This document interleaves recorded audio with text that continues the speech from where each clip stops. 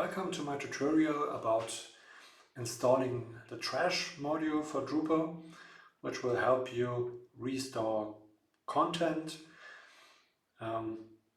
or permanently deleting content after a couple of days. We will configure this and I will guide you through the installation and configuration process from a fresh Drupal installation. We have here a new Drupal installation and we check the project page for the Trash module. So you see it's very well maintained. It's part of the Drupal CMS and more than 10,000 Drupal sites are actively using this Trash module. We see how we can install it via Composer. Now there's version 3, so 57 stars and a couple of maintainers. Take One is also a known Drupal experts agency. So we are copying this command here. We are going to our terminal. I'm using ddef here, so I have this shortcut for ddef. You probably know ddef, or if not, you should definitely take a look for your local development environment on Windows, Mac OS and Linux. I will probably do a screencast about it in the future. So I'm running ddef composer require Drupal trash. I could also execute ddef, but I have this shortcut here.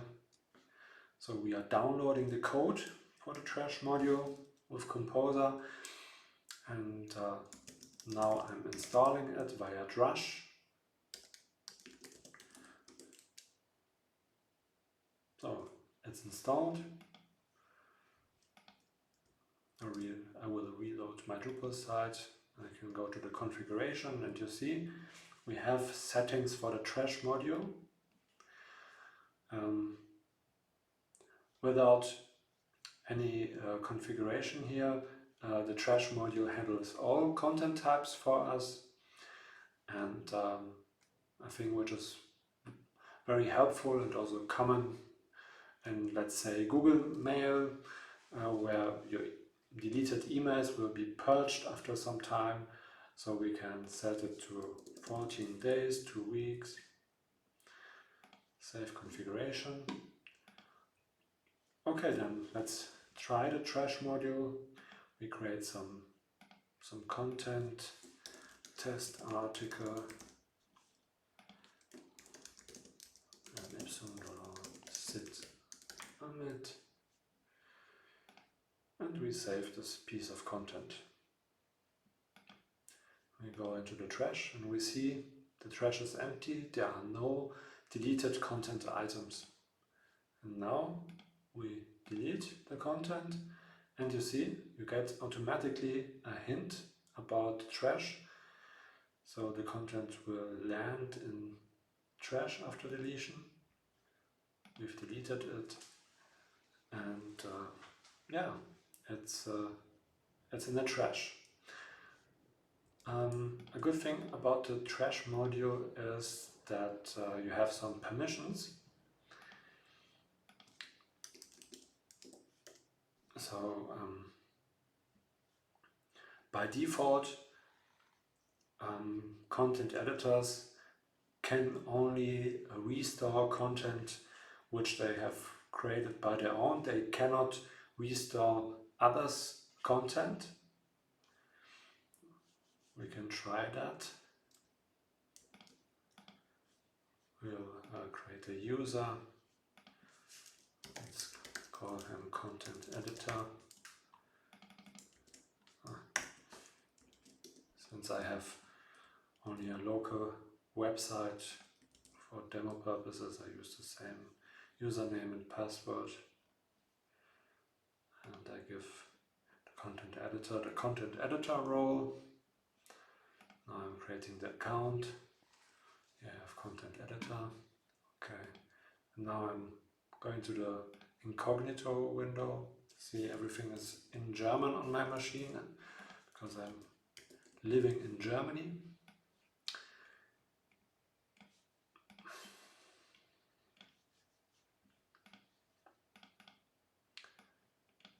Living close to Düsseldorf in the western part of Germany.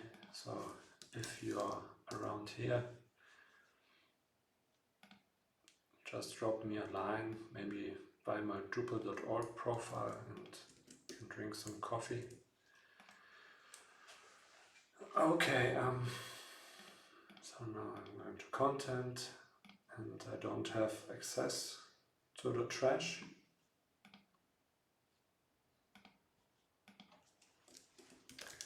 Content editor article.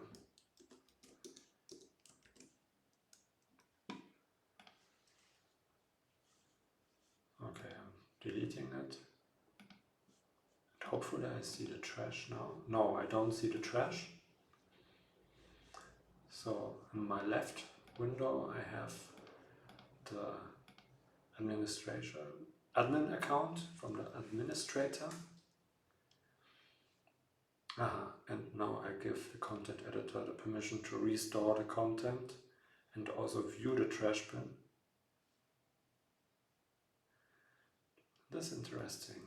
Purge content entities from the trash bin. Users with this permission will be able to permanently delete purge trash items from the system.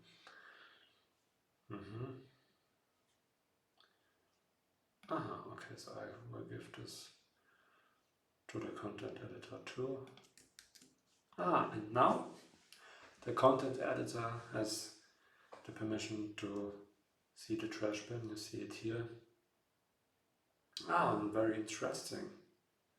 I do see the content from the admin. Okay, so I will try to restore my content here. It worked. Very good.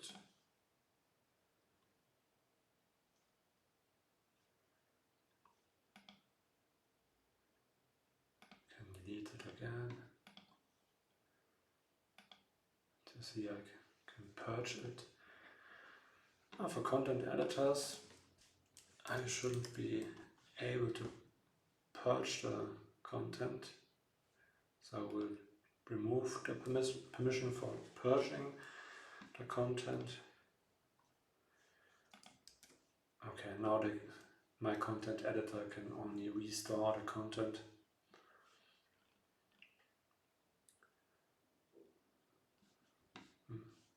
Maybe we take a look into the code from the trash module. Maybe we find something interesting there.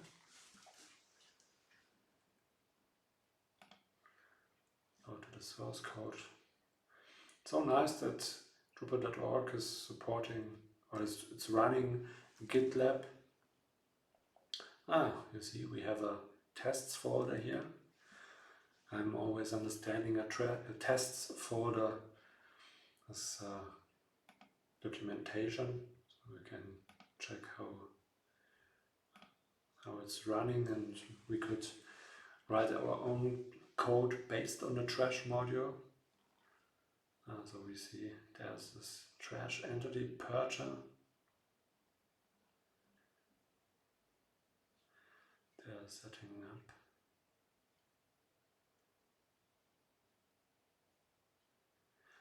And they are automatically testing that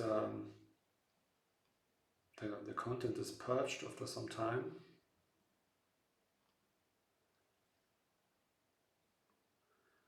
Actually I don't see this test right now, but purger cron purge. Now I see. The content is purged via the cron purge. This covers annotation says which code method is covered in via PHP unit. This should actually work with PHP attributes, not the old-style annotations. Really suggest checking PHP attributes. That's the newer way. And I have this trash test module here. Provides test entities for the trash module. Ah, okay.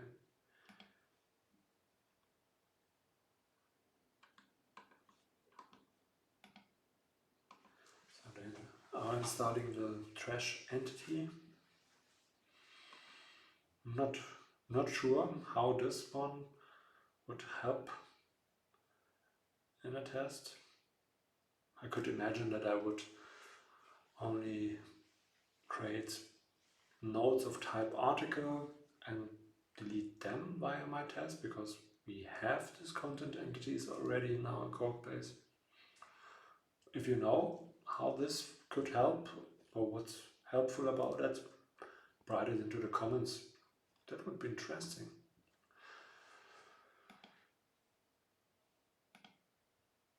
Okay, now I check if the trash module can be easily uninstalled. Maybe I don't like it or I don't need it. Then it's handy. And it's handy if I can cleanly uninstall the trash module. So the trash page isn't here. I had content in my trash and it was automatically uninstalled.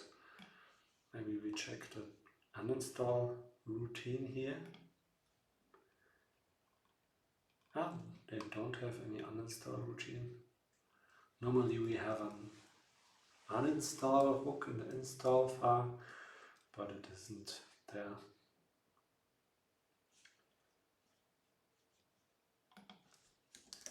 And one thing which is very important when we are trying Drupal modules and we like them, then it's helpful to give them a star.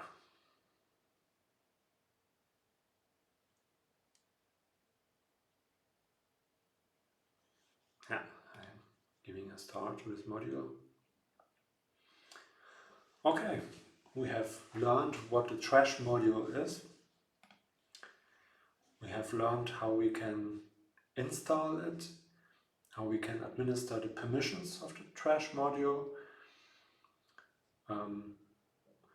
We have learned how we can use the trash module for restoring content and purging content, and we have seen that we can uninstall the trash module very easily.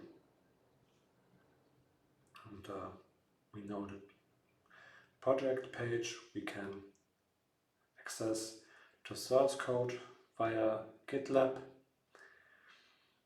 and we are safe to use it. So have fun.